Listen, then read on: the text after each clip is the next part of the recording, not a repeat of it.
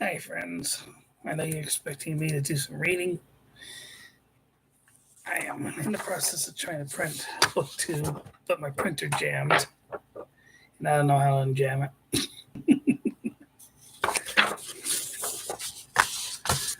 It started with the last page of the book, and I'm not willing to start with the last page of this book. You need to read the rest of the book. Hear me read the rest of my book first, and then stand the last chapter of my book. Because it also describes the name. The last chapter of my book also describes the name, gives you the name for my book, and I'm not going to give you that title.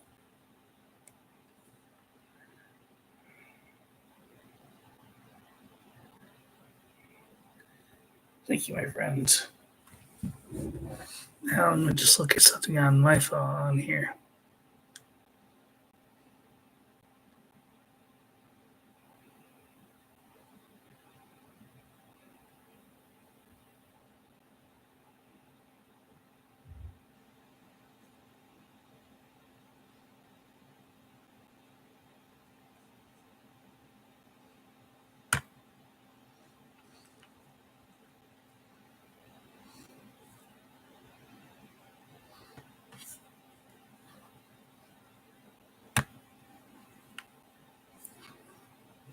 But like I said, book two is done. I'm just right now trying to get a printed copy of my book. Maybe we'll do a live reading using my I have on the unprinted copy of chapter one. I don't know how many pages it is. I forget. But you know what? Let's do that. Going on to chapter one. I decided today I will do book two. Start with chapter book two. Give me a moment.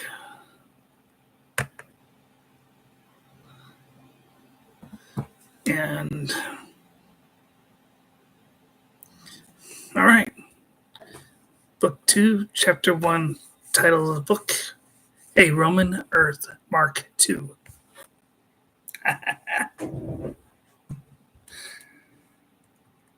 I will not tell you why I call it that until you get to the end of it. I forget what chapter it is. I actually described where I come up with the idea for that. All right, but chapter one. Stephen, are you sure Stephen, are you sure about this skipper? Lieutenant Commander Rigo L. Rena. Sorry. Yeah. Rigo L. Rena asks on the glass panel of his flight control. Is SFA 28B Y-Wing Viper interceptor as Rena, and Hannah Baxter fly their Vipers through hyperspace to the Sol system and the terraformed planet Mars. It's a bad spelling. Excuse me one second.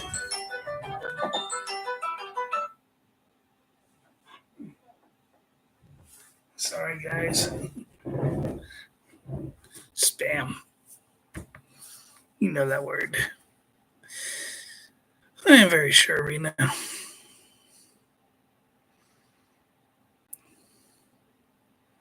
Sorry, I lost where I was.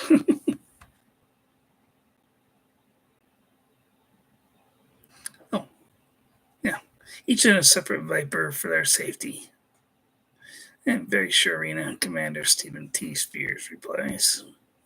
We could postpone till after the wedding, Skipper, Rena says. Something tells me I need to do this, Rena. Added to mean before we go to rescue Julia. He has had this constant dream of the face of Mars. It is an artificially created monument carved millennia ago by unknown powers.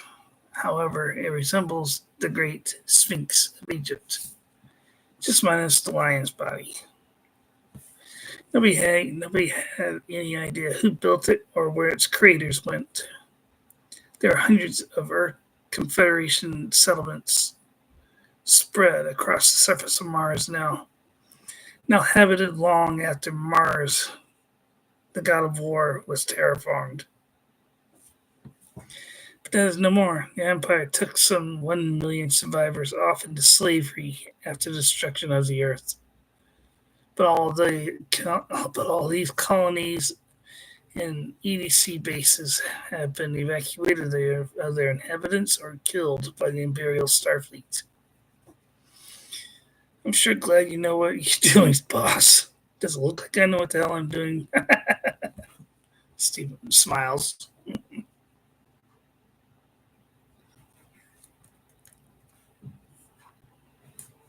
Sorry, give me a moment because I'm reading off my computer screen. You've been out of sorts these last few weeks, Skipper, Rena says. I know, but I'll be fine soon enough. Trust me. Smiles bigger. Why do I get this uneasy feeling in the pit of my stomach? Rena says. Never trust anybody who says, trusts me, quote unquote, and smiles. Stephen, a commander in the Rebel Alliance, has been there since the end of the Battle of the Void. Okay. Commands the Tiger, Hawk, and Eagle squadrons at the Battle of the Rebels defeated a fleet of some 500 Imperial ships, stopping the Imperial Starfleet dead in its tracks, and destroyed the Empire's new secret weapon, a battle station the size of a small moon. Excuse me, but not before it could destroy planet Earth. Mind if I crash this party? Lieutenant Hannah Baxter asks now. Of course not, Hannah. Glad to have you along, Stephen says. In the months since the battle, all three have become close friends. All three have been through a harrowing adventure, as so to speak. They had just survived the Battle of the Void and destruction of the Empire's Dark Star. Hannah may be the junior officer of the group, but she is the oldest of the three, and though she is treated equally as a friend and a comrade. Besides, Hannah was from Earth, like Stephen, and both had fond memories of their homeworld. Now it's long gone in the blink of an eye. Memories that only involve the planet, thank God. They were reunited with their families in the days following the battle. Sorry, I gotta scroll down a little bit. Where are we going, if I may ask? Hannah asks now. Sol system. There is something on Mars I need to find, Stephen says flatly. Alright, what is more important than our operations on Orion, Skipper? Rena asks. We're saving Julia, Skipper. Hannah asks now. Their faces were on screen in the digital panel in front of him. As soon as I get what I need on Mars, we're going to rescue Julia, then move on to Orion. I promise. We'll free the princess from the Emperor's clutches, Stephen. Hannah says. I know we will, Hannah. Stephen says. Thanks for the reassurance. I need that. We all feel for you, Skipper. She means a lot to us, too, Rena says. I know, Rena. She means so much to me, too. She was my first true love. I haven't felt the same since that bounty hunter took her. I plan to get back at her as soon as I can, too. Okay. That dark ninja Levnosky is a great threat to our safety as well as the rebellion, Hannah says. Excuse me one second.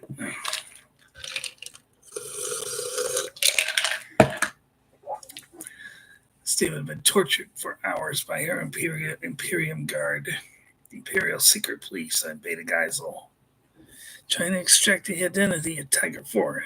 It had to be Stephen himself. But they were happy to have Julia as a prize, as she stole the battle station's plans right under the noses of the Imperial troopers. Rena had been knocked out when they ran into the Dark Ninja and the bounty hunter Lone Wolf.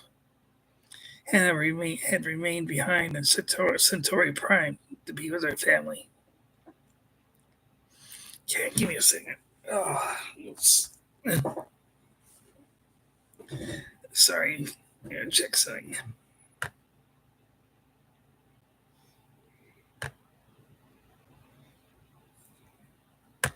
Hi, Hickey. Sorry, I haven't been. I didn't know you were on. I'm reading from my computer, so I can't print out. I don't have a print out a book two. I do, but it's only the last two chapters. And I hope you caught the name of this book. If you didn't, let me know. I'll hang on a moment.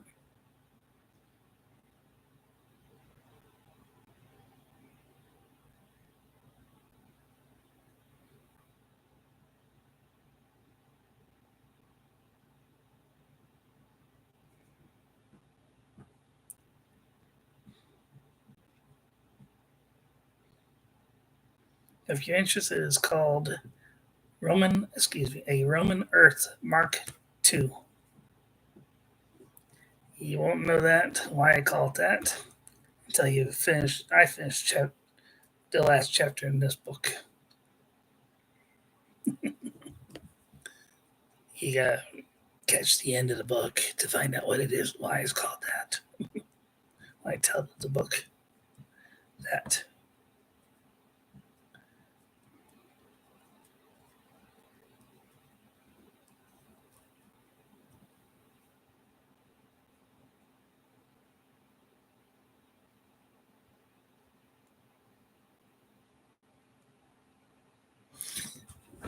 And to be honest with you, I wasn't even sure about reading the book today.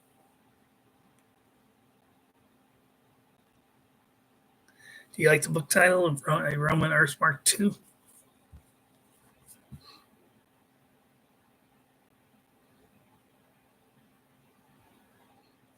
I won't tell you why it's that. You have to catch the end of the last chapter to know why I call it that.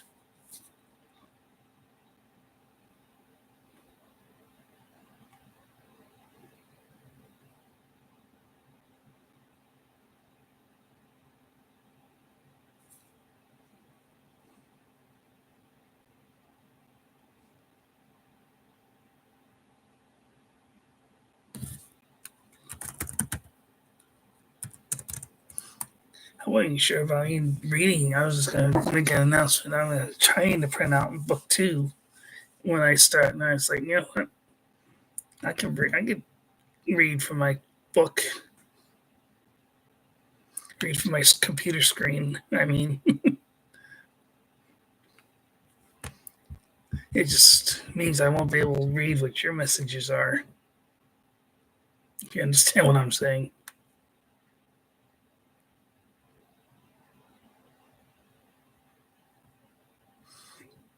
This book's only like 7 chapters long, but it's longer than book one is. There's like 80 pages in this book. Maybe it's not as much detail because, but I gotta go through and I saw some errors when I was reading my book. Chapter one, I mean, just simple spelling errors.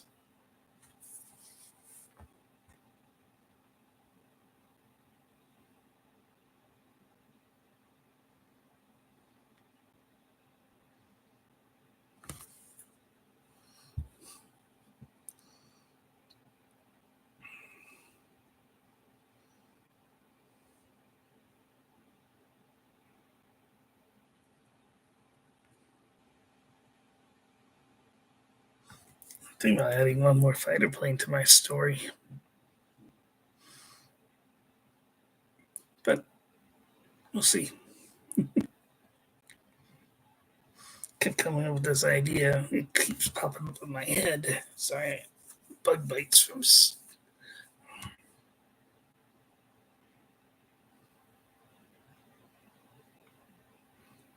So I started reading late because I was actually watching another live stream. A friend of mine I watch who lives in England who does a Sims 3 sim live stream. He's cool. But let me get back to my book. All right. Hang on a second. Where was I at?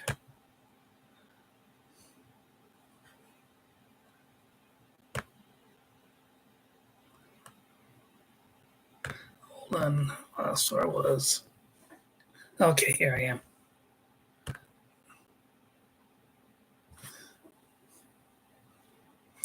All right. Just give me a moment to catch back up.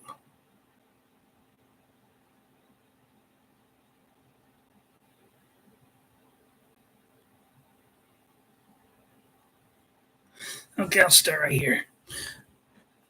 Mind if I crash this party? Lieutenant Hannah Baxter asks now.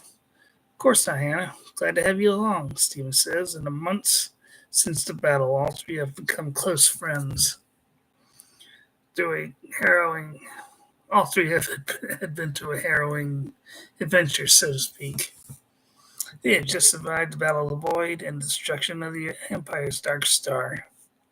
Hannah may be the junior officer in the group, but she is the oldest of the three, even though she's treated equally as a friend and a comrade. Besides, Hannah was from Earth, like Stephen, and both had fond memories of their homeworld, now long gone in the blink of an eye.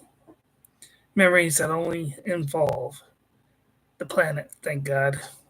They were reunited with their families in the days following the battle. Where are we going, if I may ask? Hannah asks now. Sol system. There's something on Mars I need to find. Stephen says flatly. What is more important than our operations on Orion, Skipper? We're saving Julia, Hannah asks now. Their faces were on screens in the digital panel in front of him. As soon as I get what I need on Mars, we're going to rescue Julia. They then move on to Orion, I promise. We'll free the princess from the Emperor's clutches, Stephen, Hannah says. I know we will, Hannah. Thanks for the reassurance. I need that. We all feel for you, Skipper. She means a lot to us, too. I know, Rena. Stephen says. She means a lot to me, too. She was my first true love. I haven't felt the same since that bounty hunter took her. I plan to get back at her as soon as I can, too.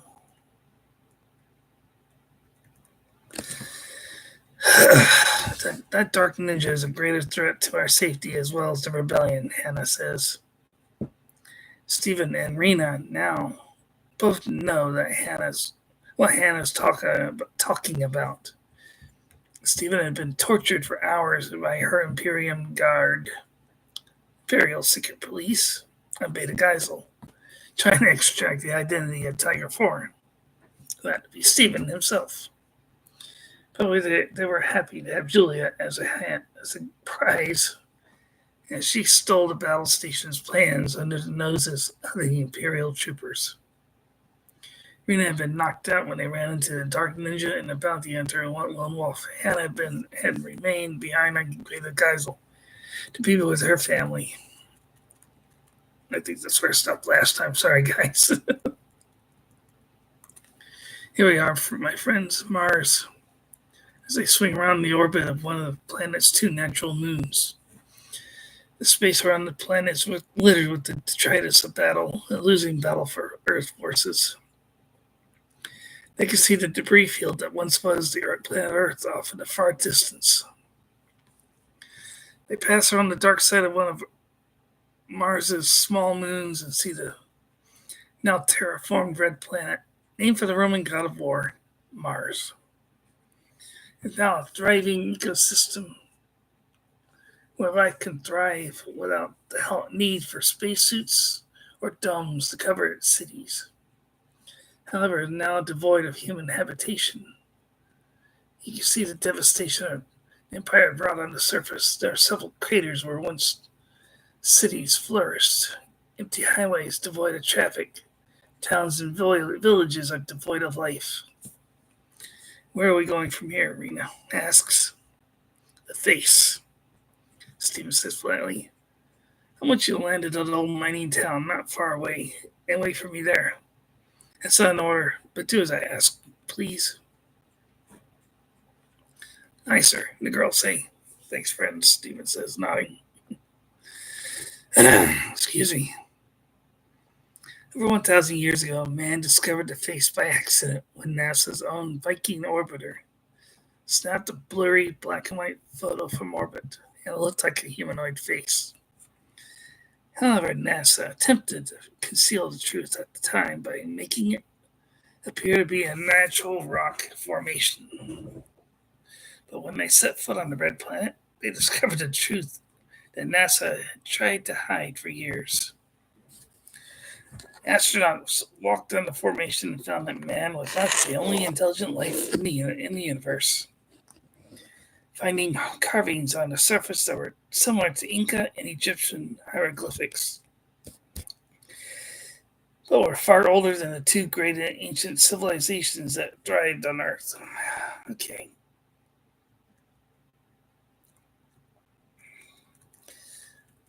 40.8 degrees north, 9.6 degrees west, in the Cydonia Mensa region of Mars. All three land on the outskirts of the old mining town, which resembles a western town from Earth's 19th century North America.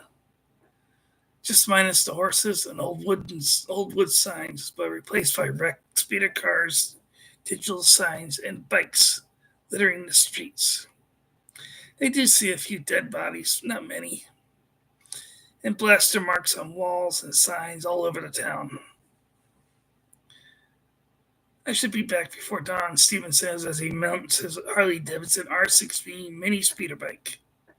It's small enough to fit in the rear missile compartment of a Viper. He slings his blaster rifle crossbody across his back as he puts on his flight helmet and kickstarts the ion carbon engine. Now you two behave yourselves while I'm gone. Who, us? Hannah asks, smiling wickedly.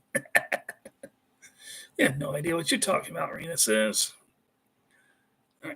The three of them are alone back on Prime. They know how to have a good time without getting into trouble. All three have been very close friends since the battle as well. And look out for each other, no matter what the problem.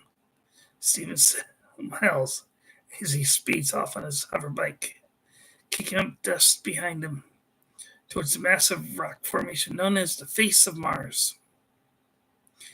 And some kilometers away is one of two Viking landers that had landed here way back in 1976. It is covered by a hermetically sealed dome that keeps the original atmosphere from when it first landed here long ago. If he doesn't get back before dawn, I'm going after him, Rena says. So am I. Sorry, where am I? Oh, here we are. So am I, Hannah says, nodding as they walk down the now deserted street of the town. This makes me wonder when John Wayne and Matt Dillon will appear and walk along the street. This brings back memories of watching movies with Daddy before our world was torn apart. Who? Rena asks, confused. I'll explain later, I promise. Thirsty? Yeah. Seeing the sign saloon over a door. The light's still on. My treat, Rena, Hannah says. But you buy the second round. Deal. Rena says, smiling as they enter a vacant bar along the deserted street. It is reminiscent of an old 19th century saloon, but was upgraded to 30th century technology. It has room upstairs for people to sleep overnight with holographic TVs on the walls around the bar and old style ceiling lights hanging from the ceiling. However, they resemble old style lanterns with holographic flame. Over on one side of the bar is a couple old-style pool tables and a jukebox. Rena goes into the back room and finds a refrigerated walk-in cooler with hundreds of cases of alcohol stacked around the room. She comes back out and returns to the table with two clear Lexan glasses in one hand and the glass bottle in the other.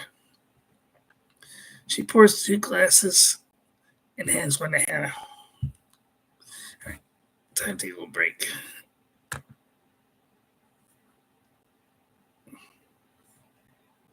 What do you think so far? You like it?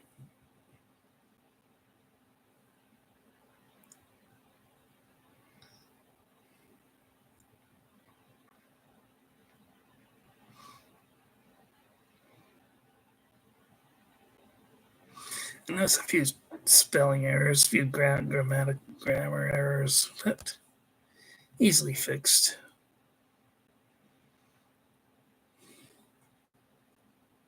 You know what? I think. All right. I think. I gotta find. That's in my other notebook with the drawings in them. Sorry.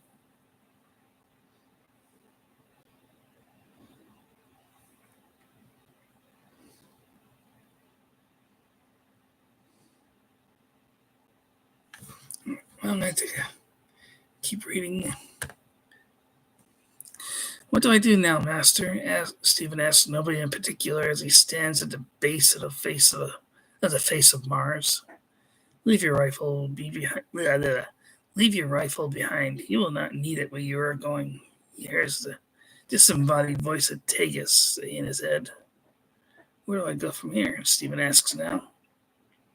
Move to the base of the carving and look for footholds in the side of the monument. You'll find notches carved in the side of the monument. You'll climb up 15 meters till you find a key cavern. Are you kidding? Stephen asks, looking up as he sees the footholds. Stephen, all samurai, me included, have to do this, son. At the top, you'll find what you so desire most, not including the princess. I understand, master.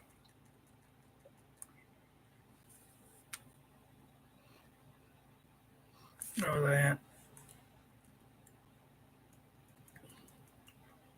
Oh, here we go. I understand, Master, Stephen says as he starts his arduous climb. I want you to know, I do have a little problem with heights, Stephen says, looking back over his shoulder at the ground beneath him. He looks up. He keeps climbing towards upward till he reaches a broad, deep ledge leading towards a cave opening.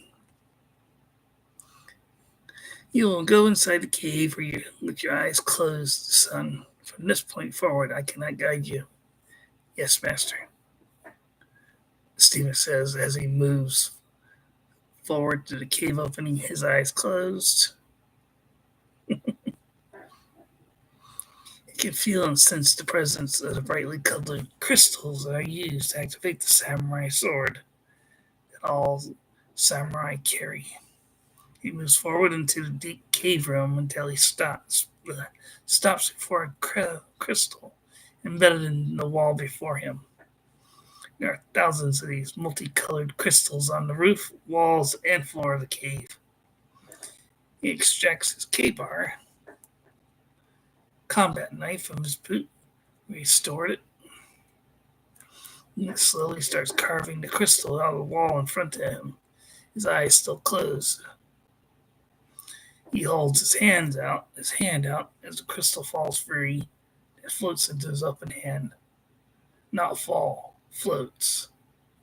Its color is yellow, amber. He's almost late, Hannah says as she burps.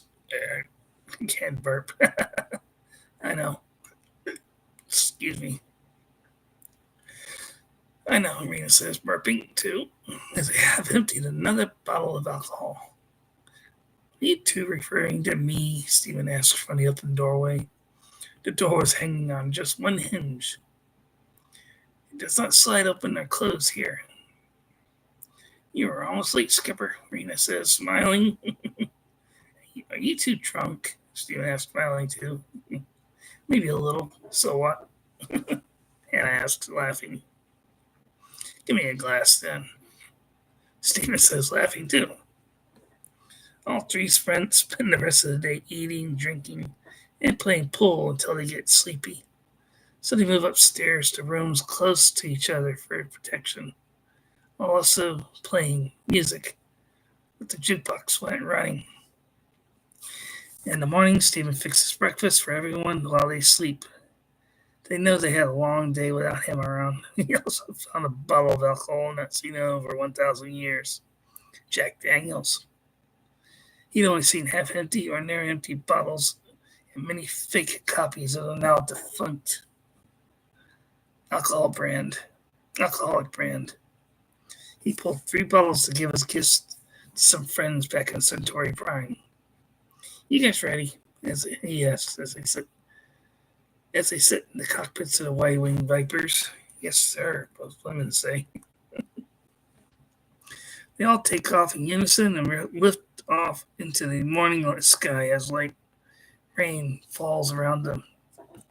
They make our orbit and set course for Centauri Prime and their new home as they return to Centauri Prime. They passed through the debris of battle some weeks ago. Scavengers can be seen going through the wrecks of both Rebel and Imperial warships as they pass by. And the massive debris field that was once the Dark Star. All right, stop for a little bit. You still with me, my friend? I'm not going to try to pronounce your name right or wrong.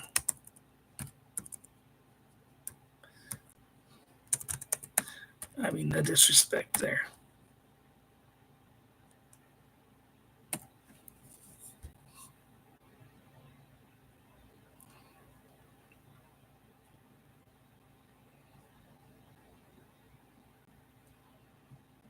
What do you think? You like my book?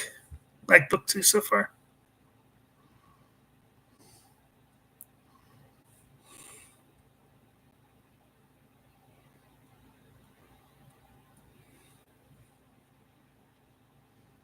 Any suggestions I could do to sorry. Any suggestions you can make I could do to improve this book? I saw a few errors, spelling errors and grammatical errors I need to fix, but that's easy. Thanks. All right. Well, if you want, I'm gonna get back to reading. Had to take a little break anyway. All right. Hold on 1 second. Okay, hang on. Okay. So now, my son, you're ready to go and free my daughter, Julia? King Alfonso Larkin III asks. Yes, I am, Your Highness. Stephen says as he sits before the king in his private study. I plan to free her and bring her back home, safe and alive. I know you will, Stephen. The king says, nodding. I'll give you all the support I have in my power. All I will need is your Highness. Sorry, is an Imperial shuttle. As people I wish to bring along. Allow me to send along some of my best special forces to help, at least, the king says. Not necessary, Your Highness. Sorry, give me a second. There we go. Stephen says, shaking his head no. May I ask who? Queen asks now, speaking up as she looks at a bottle of Jack Daniels. Captain Step Dietrich, his first mate Natuk, and Baroness Guilford, Your Highness. Stephen says, Lieutenant Commander Rigo and Lieutenant Baxter are also volunteered to help me. Hopefully the Baroness should be able to release the princess from the Lexa and steel. If not, teach me how to operate the controls. You'll have the full support of the Alliance at your back, Stephen. Thank you, Your Highness. Stephen says nothing. I will bring it back to you, I promise. Both men rise to their feet as the Queen studies the 1,000-year-old glass bottle of whiskey tapping aside. This is real glass, she says.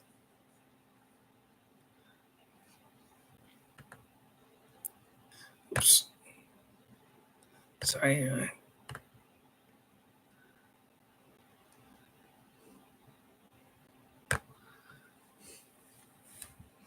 So give me a second. That's where I was. So I hate.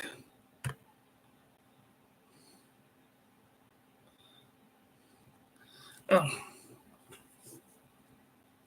give me a moment. I lost my.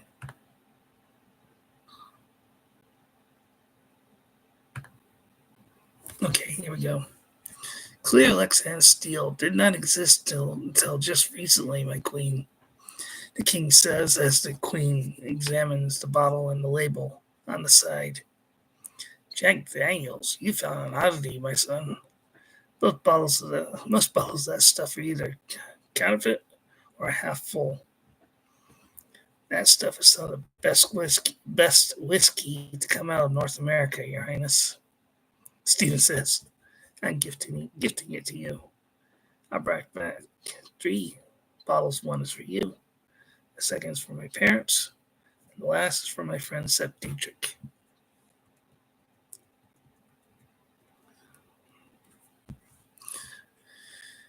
Go see your parents and your friends, Stephen, the king says as they walk out. Study side by side. The guards stand at attention and bow to the king. The guard on the royal family doubled since the princess was taken away by that bounty hunter, Lone Wolf. Both shake hands, and Stephen turns to leave, heading back to his home, which he shares with his parents, a large villa on the outskirts of Prime City, the capital of Centauri Prime. Give me a second, old sore throat.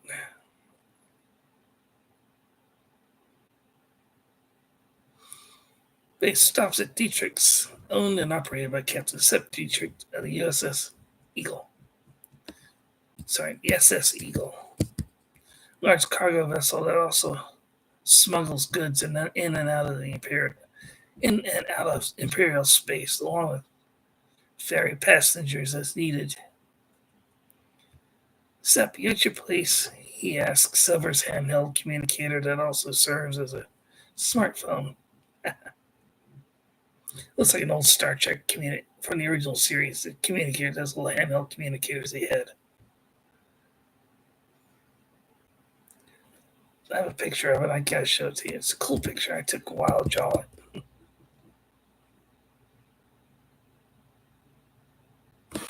All right.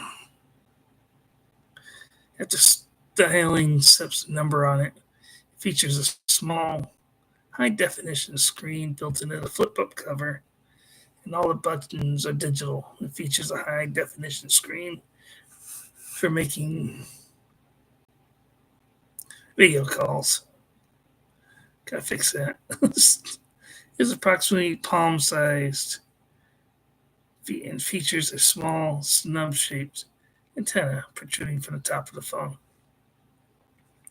Yes, I am, kid, Sep says.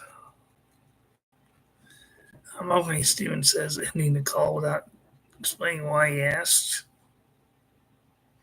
Sep, it's Hook. Am I glad to see you both together, he says as he runs up and sits down at the captain's private booth. Excuse me, across from the German captain. You two ready to help me try and rescue the princess? Of course we are, Stephen, Sep says, nodding as does Natuk, an 8.5 foot tall Nagano warrior, native to Centauri Prime. We were just waiting for you to give us the word. When do we go?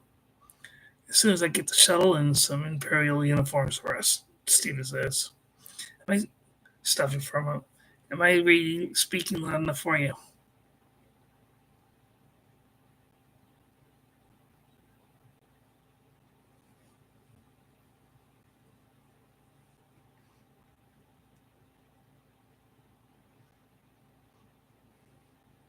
A little scratchy voice right now. I don't know why.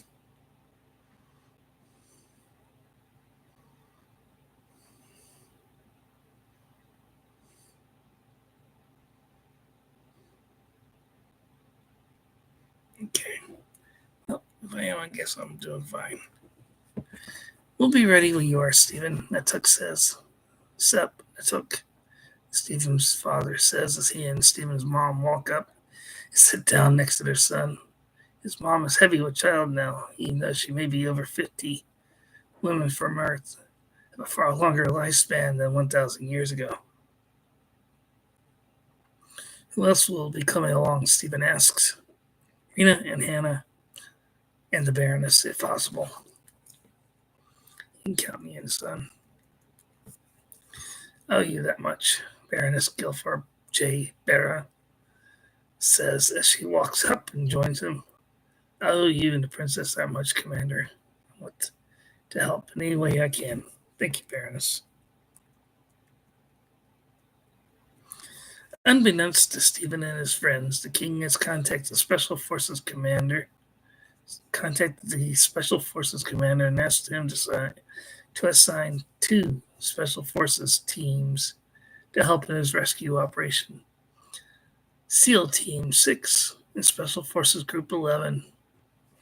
2 elite teams, the best of the best. Stephen will meet them once he arrives on Ukrainian Prime. All this despite Stephen's requests for no more help than the Imperial shuttle. Mom, Dad, I have some shocking, disturbing news to tell you both, Stephen says. What is it, son? His dad asks. Julia is not just my fiancée, but also my twin sister. I know this is a shock to you. Well, it was a shock to me as well. My father was the last freely elected chancellor of the GFS, collected Free States. Our mother is none other than Levnovsky, the Dark Ninja herself, formerly known as Princess Orwina, first concubine to the Chancellor, my father. Mom, wow, gasps out, shocked, but nods. She's seen similarities in their looks, but never put it together that she was her son's sister. Julia, I mean. She'd only recently learned that he was not her son per se, but she raised him as her son. He died shortly after the birth of a virus and had been replaced by the infant Stephen, and raised him as her own, not knowing the truth. I know this is so sudden, but I still love Julia and wish to marry that girl, Stephen says. Son, I know this is unusual to say, but perhaps even unethical, but I support you and the princess. His dad says, having seen how happy his son is when the princess is nearby, and how her absence how his absence has affected him dearly in recent weeks. So do I, son, his mom says, smiling. Oops, sorry. There we go. Thanks, Mom. Dad, Stephen says, full of glee now. Dad, I almost forgot. This is for you. Handing his dad a full bottle of Jack Daniels. And this is for you, Sep. Handing the last bottle to his German friend. Jack Daniels? Sep says, looking at the ancient bottle and see it as real McCoy. Hey, 6 glasses. No, make it 9 glasses all over here. What's the occasion, boss? Bay asks. She brings tall glasses over. Look what the kid brought us from Mars. Jack Daniels. Sep says to hold the bottle up. Trust me, there are cases of stuff back there on Mars. Hundreds of cases. In a bar waiting to be taken, Steve says. Sep pours a small portion of the whiskey for everyone but Steve's pregnant mom. Then pour some into 3 extra glasses for Bay and the other bartenders. Share this with the other bartenders, Bay. I'll go back to Mars and get these cases of the good stuff. Bay goes back to the bar and hands the glasses to her fellow bartenders as people look at her in awe and wonder. You'll find the stuff in the Red Blood Saloon in Mining Town 8 near the face. Stephen says in Sep's ear, but still low enough even only Sep will hear him.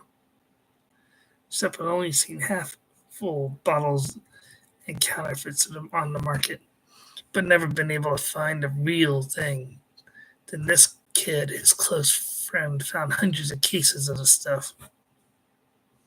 Okay, give me a second. What do you think of that little shock? I might have to change that. I just dropped the Jack Daniels, but we'll see.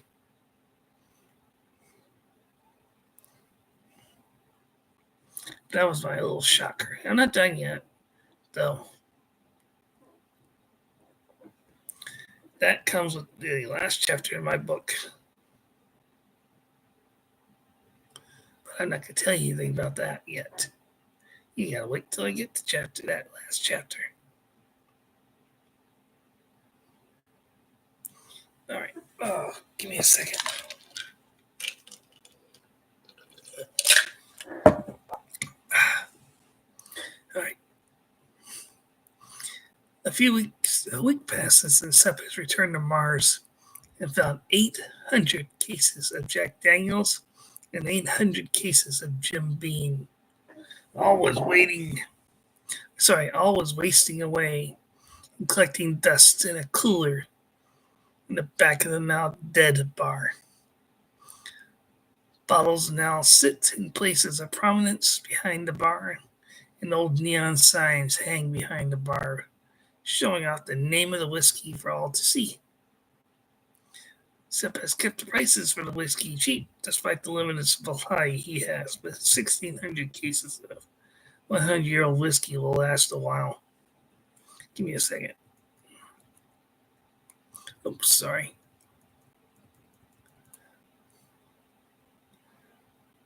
Once this mission is finished, I will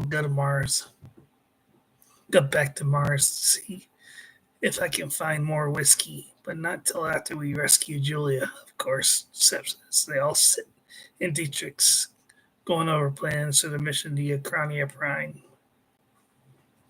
I miss her very much, Steva says. We all know you did get it, partner. Sep, sorry. Resting a hand on the kid's shoulder. We miss her too, Natuk says. So we'll leave at dawn tomorrow, Stephen says matter of factly. And that, my friends, is chapter 1. What do you think?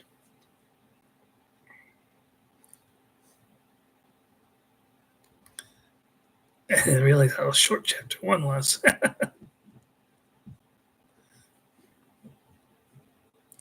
I'm not going to read any further. I need to get its sore throat.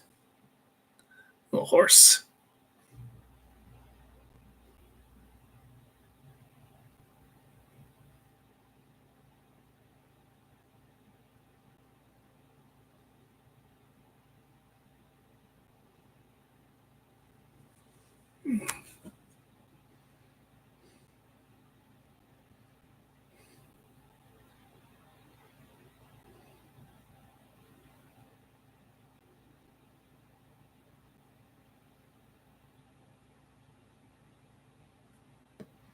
I wrote this.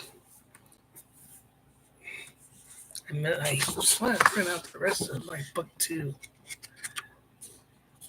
Yes, this is the last 2 chapters of book 2.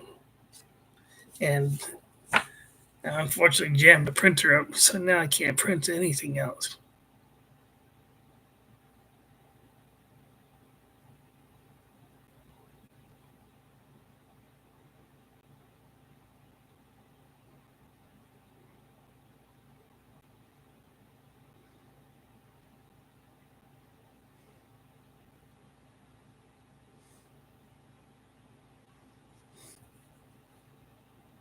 Chapter 1 is done, my friends.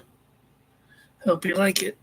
I lost my voice reading through chapter 1, but I'm done. Iki, are you still there? Thank you for listening.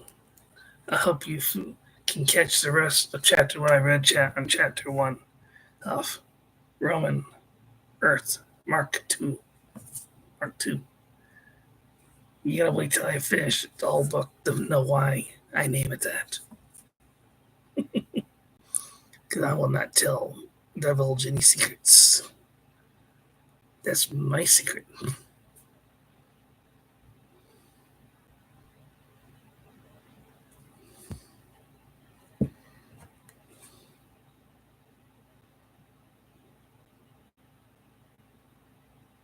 But thanks for listening.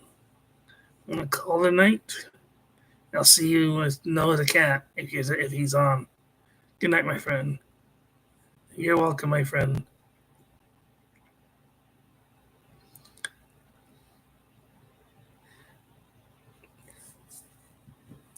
You're the only person that's actually watched me do a live stream yet so far. But I know Alfredo and a few other people like my book.